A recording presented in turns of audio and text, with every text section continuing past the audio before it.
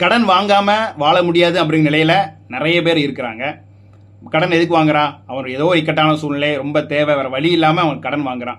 அப்போ இந்த கடன் வாங்குறவங்கள இந்த பேங்க்காரங்களாக இருக்கட்டும், என்பிஎஃப்சிக்காரங்களாக இருக்கட்டும், மிரட்டுறது.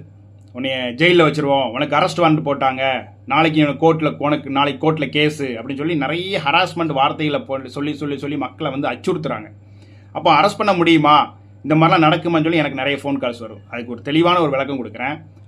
பர்சனல் லோனை பொறுத்த வரைக்கும், கிரெடிட் கார்டு லோனாக இருக்கட்டும், பர்சனல் லோனாக இருக்கட்டும், அன்செக்யூர்ட் லோனுக்கு ஜெயிலே கிடையாதுங்க, அரெஸ்டே பண்ண முடியாது. எந்த சூழ்நிலையும் கோர்ட் வந்து நமக்கு அப்படி அரெஸ்ட் வாரண்ட் யாருக்குமே வழங்காது.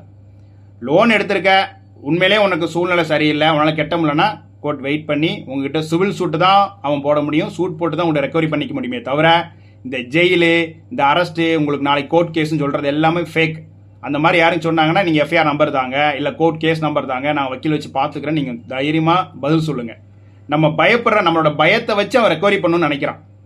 லோன் வாங்குறது எதுக்கு? அவன் ஜாலியாக லோனை வாங்கிட்டு ஜாலியாக இருக்கிறதுக்கு இல்லை. அவன் கஷ்டம், குடும்ப கஷ்டம், பல சூழ்நிலைகள், பல அரசியல் இங்கே நடந்துகிட்டு இருக்குது. அதனால் அவன் லோனை வாங்குறான். கெட்ட முடியாத ஒரு சூழ்நிலை இருந்து தான் அவன் கெட்ட முடியாது. அதுக்காண்டி அவனை போட்டு உனக்கு நாளைக்கு கோர்ட் கேஸு, உனக்கு நாளைக்கு எஃப்ஐஆர், நாளைக்கு உனக்கு போலீஸ் வந்து உன்னை அரெஸ்ட் பண்ணிடுவோம் அப்படி சொல்கிறது வந்து ஹராஸ்மெண்ட். அது மேலே நீங்கள் கம்ப்ளைண்ட் தாராளமாக பண்ணலாம். அப்போ பர்சனல் லோனுக்கு நான் சொல்லிட்டேன், பர்சனல் லோனாக இருக்கட்டும், கிரெடிட் கார்டு லோனாக இருக்கட்டும், கண்டிப்பான அரெஸ்ட் வாரண்ட் உங்களுக்கு கிடையாது. அப்படி ஜெயிலுக்கு போகிறது, இல்லாட்டி போலீஸ்காரன் வந்து உங்களுக்கு அரெஸ்ட் பண்ணிடுவாங்கன்னு நீங்கள் நினைக்க வேணா, அது 100% நடக்காது. அப்போ ஹவுசிங் லோன் எடுத்துருக்கேன், ஹவுசிங் லோன் எனக்கு ஒரு சூழ்நிலை காரணமாக ஹவுசிங் லோன் கட்ட முடியல அப்படின்னா, ஹவுசிங் லோன் கட்ட முடியலனாலுமே உங்களுக்கு அரெஸ்ட்டு அந்த மாதிரி எதுவும் கிடையாது. ரெக்கவரி ப்ராசஸ் வந்து உங்கள் வீட்டை வந்து அவங்க வந்து ஜப்தி பண்ணிட்டு போயிடுவாங்களே தவிர்த்து அப்போவுமே அரெஸ்ட்டு, கோர்ட் கேஸு அப்படின்னு சொல்கிறது கிரிமினல் அஃபென்ஸ் எதுவுமே கிடையாது, வராது. அதனால் யாராவது உங்களுக்கு வந்து கோர்ட் கேஸு அந்த மாதிரி மிரட்டாங்க அப்படின்னா அவங்க மீது நீங்கள் 100% புகார் அளிக்கலாம்.